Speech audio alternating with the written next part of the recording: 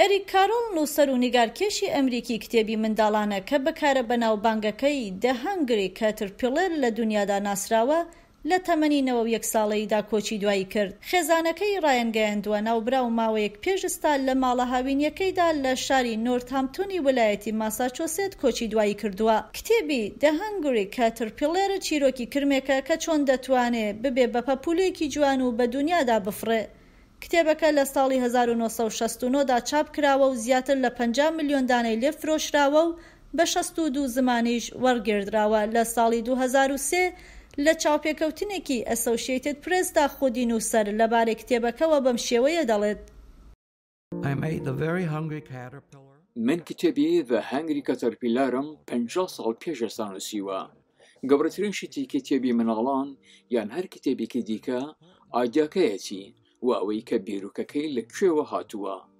لەبارەی ئەم کتێبێشەوە من ئایدیام لە کرمێک وەرگرتووە و ئەمەش دەستپێکی ئەم کتێبە بوو. ئەم نووسەر و نیگارکێشە لە ڕێگای بەرهەمەکانیەوە پرس و بابەتە جیهانیەکانی بە زمانێکی سادە و ساکار بۆ منداڵان شی دەکردەوە. هاوڕێ و ناسیاوەکانم لیان دەپرسیم کە بۆ ئەم کتێبە بەو شێوەیە سەرکەوتوو بووە. پێم وایە ئەمە کتێبێکی هیوا بەخشە، بۆیە مناڵان پێوەستیان بە هیوایە. لە کتێبەکەدا ئێوە کرمێکی بچووکی نەحەز دەبینن کە چۆن دەتوانێت ببێت بە پەپۆلێکی جوان و بە جیهاندا بسۆڕێتەوە. ئەریک کارۆڵ زیاتر لە 75 بەرهەمی هەیە کە هەندێک جار بە هاوبەشی نووسەرانی دیکە و زۆر جاریش بە تەنیایی بەرهەمی هێناون.